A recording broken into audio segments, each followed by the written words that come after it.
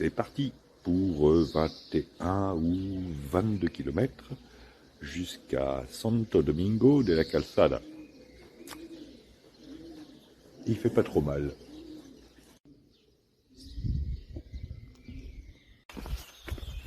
Il fait encore frais le matin. Il paraît que les températures vont baisser. Alors ce matin, j'ai été réveillé à 5 heures par les lève-tôt qui se sont préparés dans une discrétion toute relative. Je me suis contenté de me lever à 6h30 pour partir à 7h30.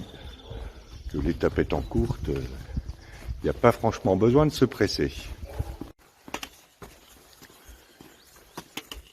Et ça commence tout de suite à monter vers le plateau.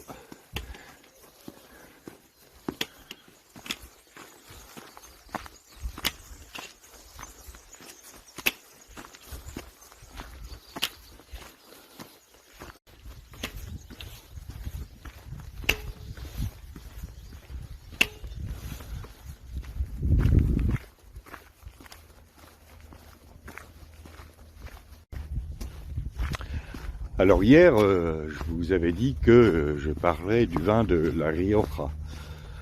Enfin, c'est le moment pour une petite minute. Alors le vin de la Rioja, c'est un vin réputé en Espagne, mais pas qu'en Espagne d'ailleurs. C'est une appellation d'origine contrôlée. Et les deux cépages principaux qui sont utilisés, c'est le Tempranillo et le Grenache. Alors il y a 3 régions de production, la Rioja Alta, la Rioja Alavesa et la Rioja Baja.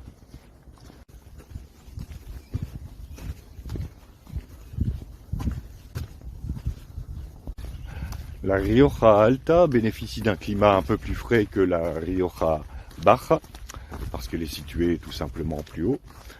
Et ces vins se caractérisent par une certaine légèreté.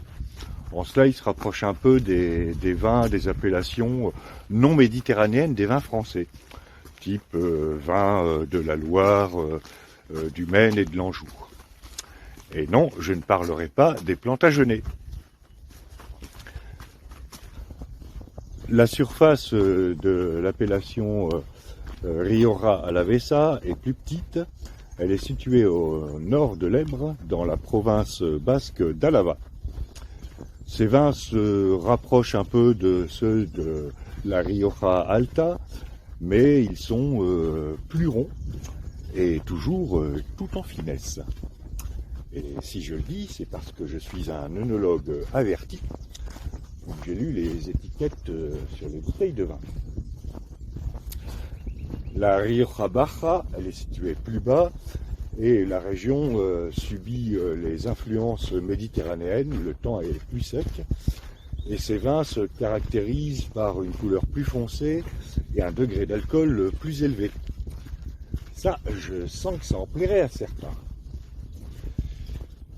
Les vins d'ailleurs de la Rioja Baja sont beaucoup utilisés en apport à d'autres crus pour obtenir des mélanges équilibrés.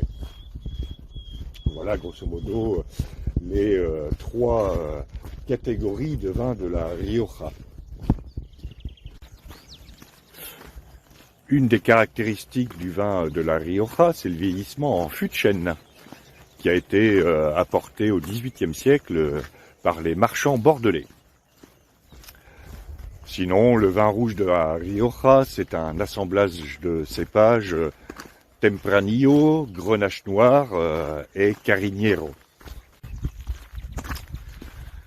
Alors, il existe une fête très sympa à Haro, dans la région donc de la Rioja, qui se déroule le 29 juin pour les festivités de Saint-Pierre. Et cette fête, ça consiste à s'arroser de pinard. Ouais, ça doit être joli.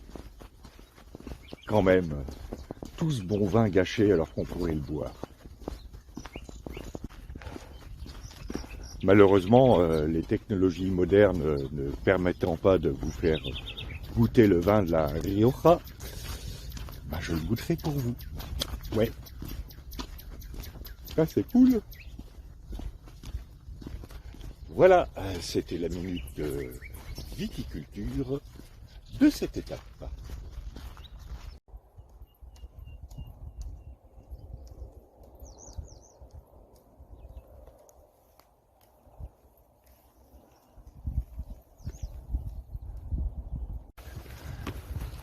Ce que vous voyez sur la droite, c'est une partie du système d'irrigation des vignes.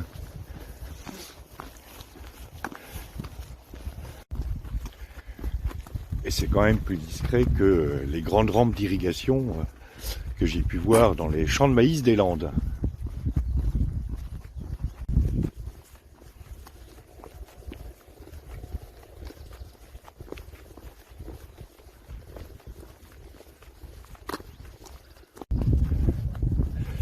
Bien, comme c'est calme, qu'il n'y a pas beaucoup de monde et que c'est tout plat, on va pouvoir en profiter pour reprendre notre Reconquista.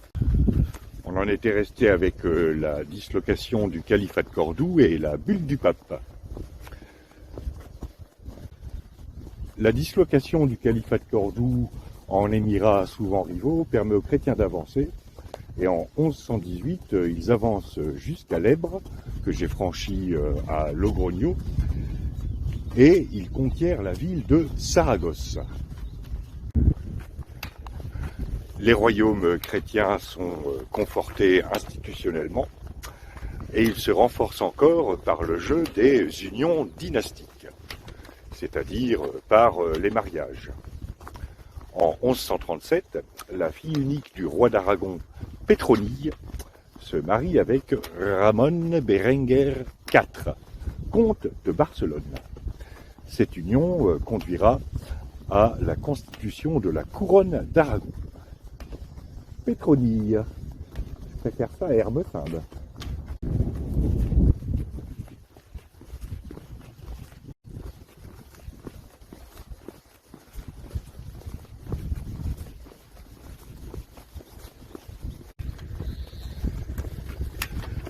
La couronne d'Aragon continue d'avancer, tout en affirmant son indépendance vis-à-vis de la France, et elle finira par conquérir ce qui est l'actuel territoire de la Catalogne. La Catalogne qui est située au nord-est de l'Espagne, c'est-à-dire en haut à droite sur la carte, ou en bas à gauche si vous regardez la carte à l'envers. Voilà pour la partie est de l'Espagne pour ce début de XIIe siècle. La suite après la pause café.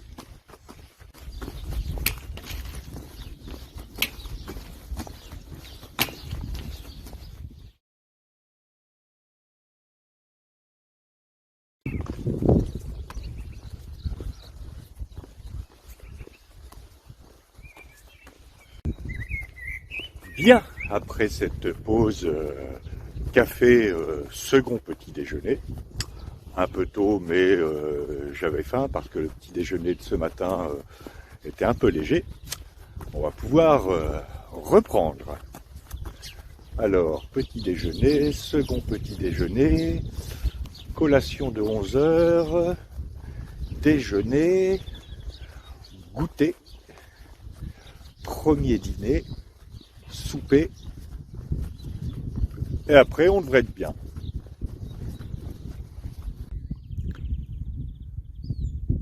Je me demande si le maçon avait pas bu un peu trop de vin de la Rioja. Nous allons reprendre, mais après la minute. J'ai trouvé un tapis de griffes de sorcière. Ouais, ici.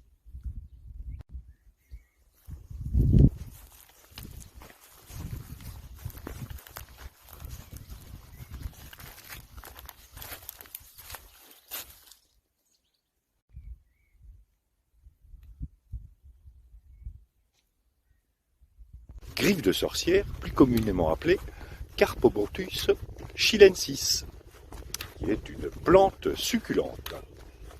Ça ne veut pas dire qu'elle est bonne à manger. Voilà, c'était la minute fleur de cette étape.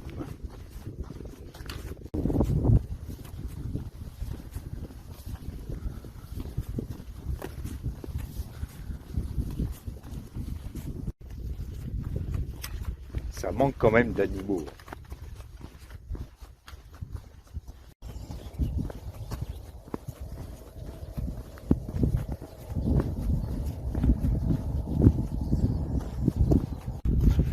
Bien, où en étions-nous? On en était resté au nord-est de l'Espagne avec la constitution de la couronne d'Aragon et la conquête de ce qui est maintenant l'actuelle Catalogne. Allons voir ce qui se passe en Castille, donc à peu près au centre de l'Espagne, et du côté de la province de Léon, donc plus à l'ouest. Très rapidement, les royaumes chrétiens avancent à travers la Meseta, et en 1085, c'est Tolède qui est conquise. Tolède qui se situe grosso modo au centre de l'Espagne, au nord de Madrid. À cette époque, les royaumes chrétiens contrôlent pratiquement la moitié de la péninsule ibérique.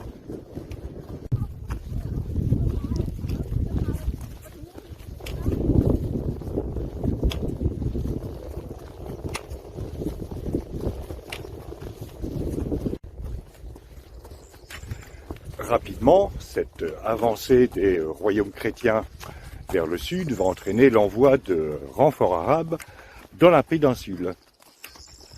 C'est Ibn Tashfin qui s'y colle.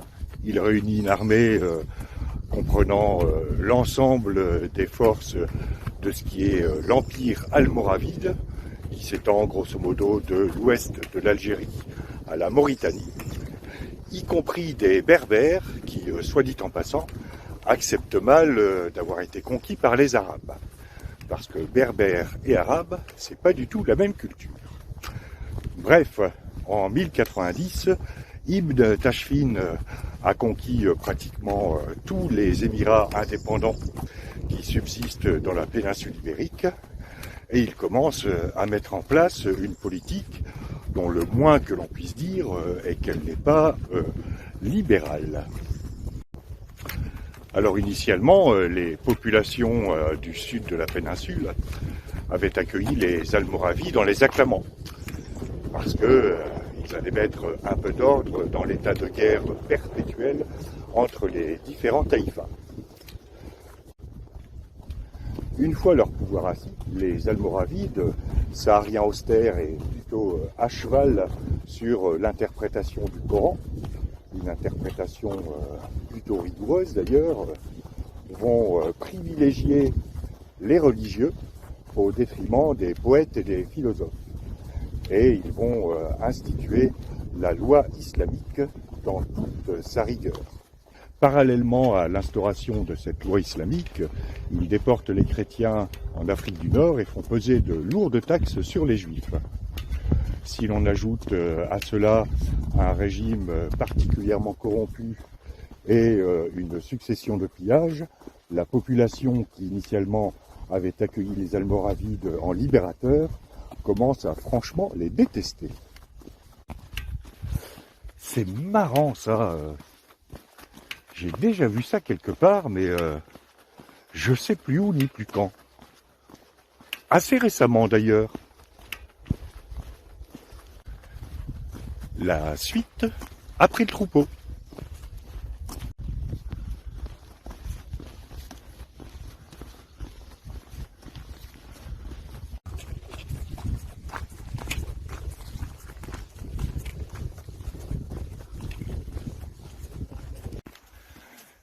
Et la suite après la côte qui est longue.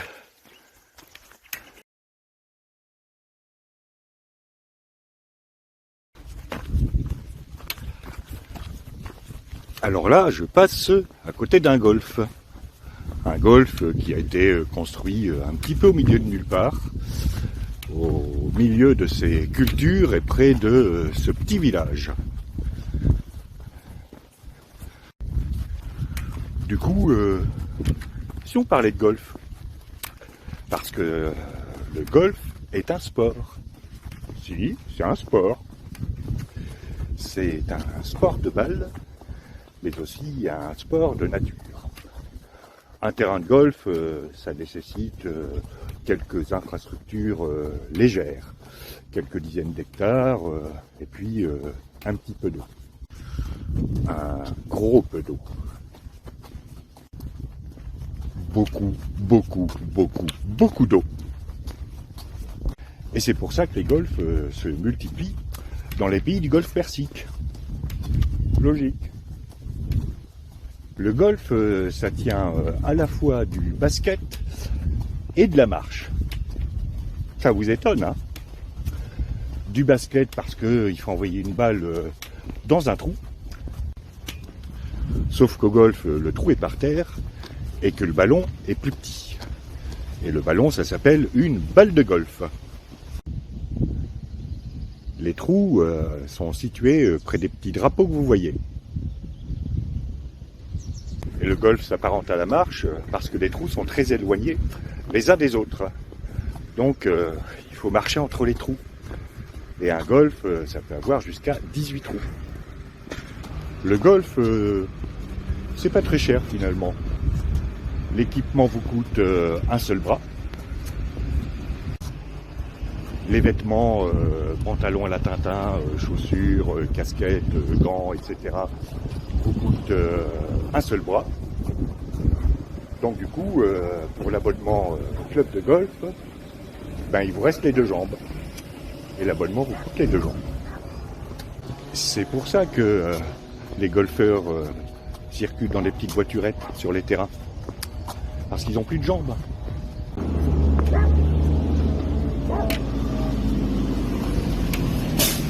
Non, sérieusement, les golfeurs ont des voiturettes parce que on va quand même pas faire 300 mètres pour aller d'un trou à l'autre.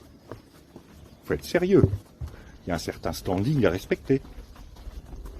Et puis, si on marche trop, on transpire. Et si on transpire, ben on sent mauvais.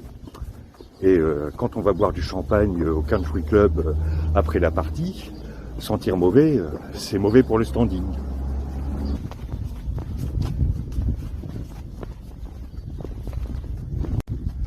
Donc, pour résumer, le golf, c'est comme le basket, mais avec des petits trous par terre et des petits ballons.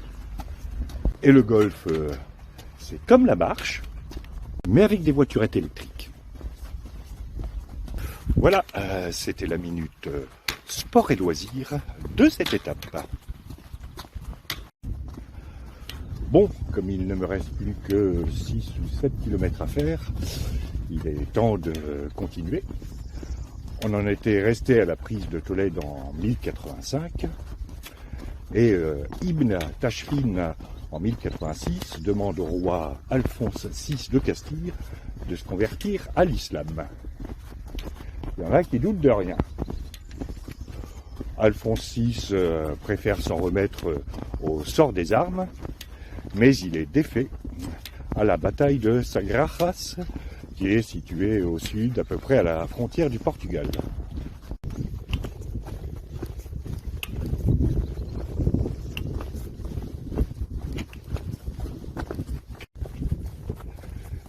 Cette victoire aura un grand retentissement dans le monde musulman et confortera pendant un temps le pouvoir des Almoravides.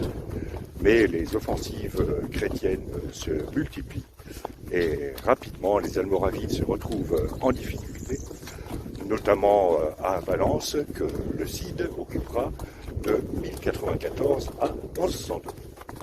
Pour ceux qui ont souffert à l'école avec les auteurs classiques, je vous rappelle cette citation du Cid de Corneille. Alors Corneille, pas le chanteur, mais l'auteur classique. Nous partîmes 500 et par un prompt renfort arrivâmes 50 000 selon les manifestants, 250 selon la police.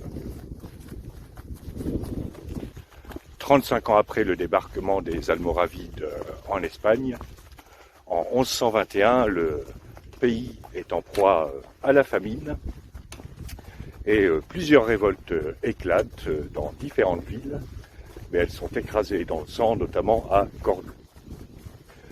Ces épisodes marqueront la fin de la présence almoravide en Espagne, almoravides qui seront bientôt supplantés par les Almohades. Et là, ça va encore moins rigoler. Nous verrons ceci au prochain épisode, c'est-à-dire demain. Voilà, j'amorce ma descente vers Santo Domingo de la Calzada.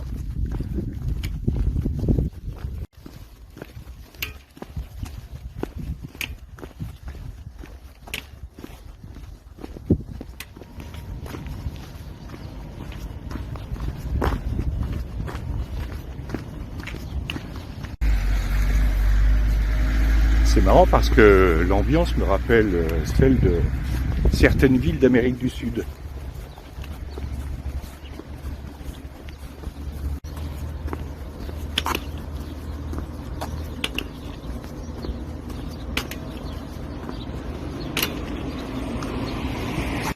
Je suis entré dans Santo Domingo de la Calzada et il est midi.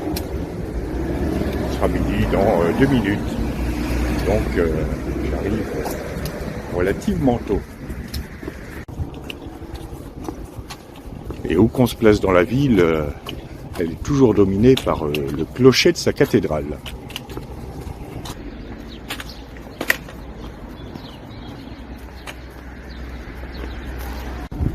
Et normalement, mon hébergement, c'est à 100 mètres de la cathédrale. Ça s'appelle la Cofradía del Santo, qui accueille les pèlerins depuis 1106. Est-ce qu'il leur reste une vin de messe de 1106 dans leur cave? Et ça doit être là-bas à une centaine de mètres. J'ouvre vite la ligne numéro 15.